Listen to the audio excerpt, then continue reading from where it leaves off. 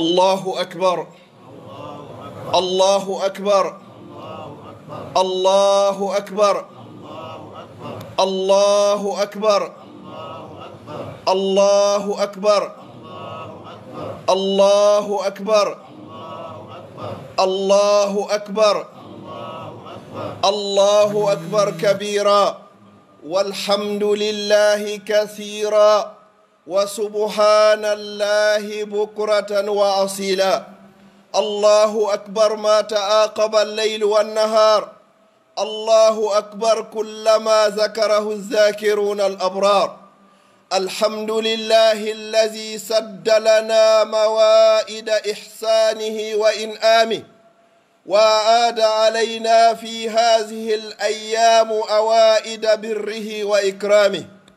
وخصنا بضيافة عيد السرور على تعاقب أيامه، وجعلنا من أمة سيد المرسلين المشفع يوم المحشر. اللهم صل وسلم وزد وبارك على سيدنا محمد وعلى آله وصحبه ما هلل مهلل وكبر مكبر. أما بعد أيها المسلمون، هذا يوم العيد الأكبر لمن وقف بالأمس بعرفات فمحيت سيئاته وغفرت ذنوبه وخطاياه. هذا يوم العيد السعيد لمن حسنت نواياه. هذا يوم الوفاء والصدق والإخاء بين جماعة المسلمين. هذا يوم تلاقي الإخوان بنفوس صافية وقلوب سليمة بإخلاص ويقين. هذا يوم صلة الأرحام والسعي في إصلاح ذات البين وإكرام اليتيم والإحسان على الفقراء والمساكين. ولكن أيها السادة، ولكن جعلناه يوم لهو ولعب وإسراف في اللذات والشهوات. musidɓe julɓe tedduɓe allahu subhanahu wa ta'ala on hiɗen yettamono haani yettirede e dow nemaji ko nemini en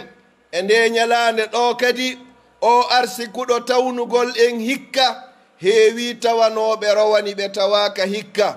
goto e meɗen enen kadi en anda ko hombo e meɗen tawete ko arata. yo allahu on tawnu en. hara hiɗen juula e o ɓurnaɗo tageefo kanko e ɓeygure makko e sahabaɓe makko e kala wonɗo e ɓeɗo ila yawmil qiyama. hiɗen toranomo jam e kisiye fodde neɗɗo hino yettude allah, mahimo subbun hinade, mahimo mawninde. hanki hari ko ñalande arafa wonande darinoɓe arafa horunoɓe arafa mali allah yaafotoɓe bakkatu duuɓi ɗiɗi, hitande wotere feƴƴude e hitande wotere arore.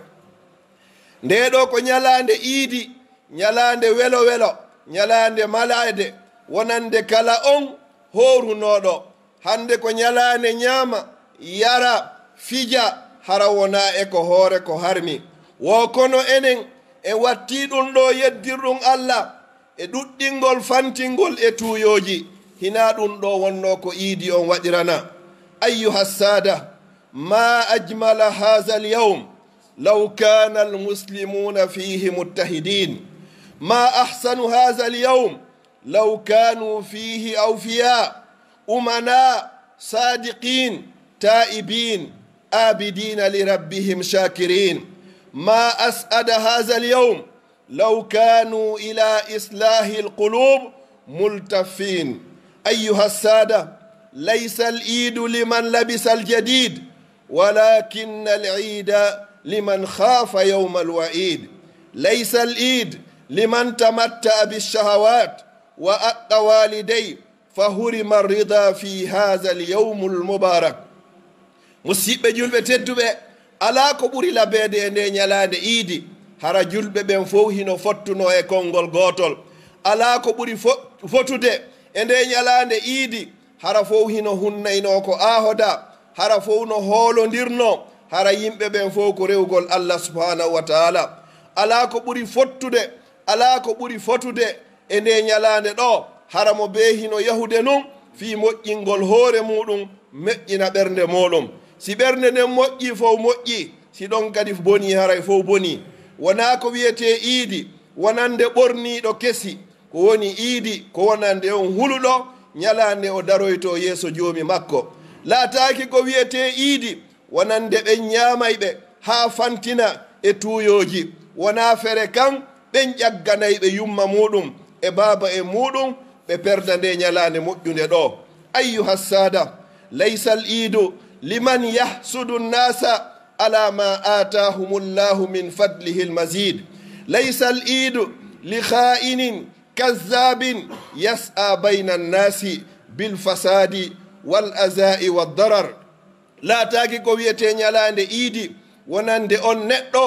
añanɗo konko allah subahana taala on okki jiyaɓe makko ɓen laataki ko wiyete ñalande iidi wonande on neɗɗo janfotoɗo fenowo yahowo hakkunde yimɓe sabu lorrugol ɓe ayyuha sada famal iidu isan innama al iidu liman khafa yawma attanadi innama al iidu liman ittaqa madhalima al ibad innama al iidu liman faza bilqabuli wa husni l khitam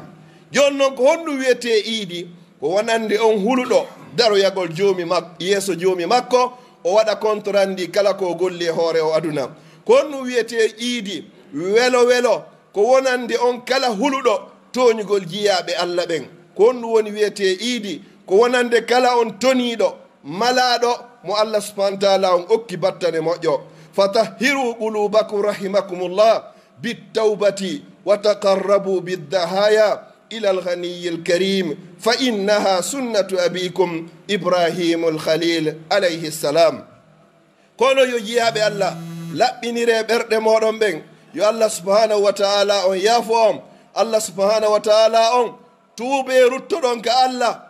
ɓattoronmo sabu ittugol ɗi layyaji ɗum ko sunna baba meɗen annabi ibrahima alayhi ssalam wa kabbiru llaha ayyuha sada fi ayami tashrik akbar salawati man jaa min tariqin falyarji min ukhra litakthura lakum alshahadatu wasilu arhamakum wa hassinu siyaba wa aksiru salata wassalama ala sayyidi sadati wa azimu sha'air allah wazkuruhu kama hadakum wala zikrullahi akbar musidɓe julɓe tedduɓe hebbine jantagol inde allah ɓaawo waktuji ɗin e nder ɗe balɗe tati iidi ɗo ɓaawo kala waktu farilla kala e moɗon ardunoɗo e laawol yo yiddoro e laawol go'o hara wona kaw ardi ɗon o hootiri fiyo ɗuuɗo ko seeditanoytama ko yewmal qiyama wo jokken enɗan ƴetten conci labaɗi hebbinen e juulugol nelaɗo sallllahu alayhi wa sallam mawninen mo jantoɗon fi makko aqulu qawli hadha wa astaghfirullaha li wa lakum fastaghfiruh innahu huwa alghafuru rrahim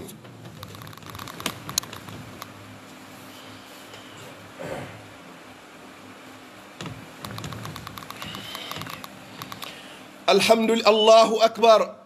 allahu akbar allahu akbar allahu akbar allahu akbar allahu akbar allahu akbar allahu akbar kabira walhamdulillahi kathira wa subhanallahi bukratan wa asila alhamdulillahi allazi jammala al-a'yada bis-surur wa da'afa lil-muttaqina jazila al-ujur wa qabila min al-hujjaji wal-ummari sa'yahum al-mashkur wa kammala ad-diyafata fi yawmi al-eid li umumi al-mu'minina ahmaduhu wa ashkuru ala jami'i ni'amihi wa astaghfiruh wa ashhadu an la ilaha illa Allah yu'izzu awliya'ah wa ashhadu anna sayyidana Muhammadan rasulullah sayyidu rusulihi wa anbiya'ihi allahumma salli wa sallim alayhi wa ala alihi wa sahbihi wattabi'ina lahum bi ihsanin ila yawmiddin amma ba'd musidɓe julɓe tedduɓe laawol ɗiɗaɓol hiɗen yetta Allah subhanahu wa ta'ala on o newnanɗo en tawnugol ɗo hande o labinirɗo iidiji sabu welo welo yoɓayɗo kala waɗɗo moƴƴere ɗe balɗe feƴƴunoɗe ɗo o o jaɓani yawnoɓe hajjuɓe e waɗuɓe umra yo Allah waɗanɓe hajjum mabrur wa sa'yun mashkur wa zambun maghfur. o timminiri ngo welo welo ɗo hande waɗugol iidi hiɗe yetta Allah hiɗen mawninamo e dow dendagal nemaji ko nemini en hiɗen seedo wondema ala reweteɗo e gonga hino nafa rewɗo lorramo reware si wona Allah wondema Muhammad sallallahu alayhi wa sallam ko annabajo makko ko nelaɗo makko hiɗen juula e makko kanko e ɓeygure makko e sahabaɓe makko e kala wonɗo e ɓeeɗo ila yawmil qiyama. fa ya ibadallah usi nafsi wa iyyakum awalan bi taqwallah ittaqullaha taala ya ibadallah wa ahsinu fa inna allaha ma allazina taqaw wallazina hum muhsinun. musidɓe julɓe tedduɓe miɗo wasiyo hoore a wasiyo ngon fof yo en duumo e kulol Allah ko ɗum ɗon ɓuri moƴƴude e jooɓa ko neɗɗo yoɓoto moƴƴinen kadi jikkuji ɗin. fa inna allaha no Allah ma allazina taqaw himo wondi e ɓen huloɓe mo wallazina hum muhsinun e ɓen tawayɓe ko moƴƴinayɓe golɓe. rabbana taqabbal minna innaka anta samiul alim wa tub alayna ya maulana innaka anta tawwabur rahim واحشرنا في زمرة أولئك الذين تجري من تحتهم الأنهار في جنات النعيم دعواهم فيها سبحانك اللهم وتحيتهم فيها سلام وآخر دعواهم أن الحمد لله رب العالمين وكل آم وأنتم بخير تقبل الله منا ومنكم والسلام عليكم ورحمة الله وبركاته.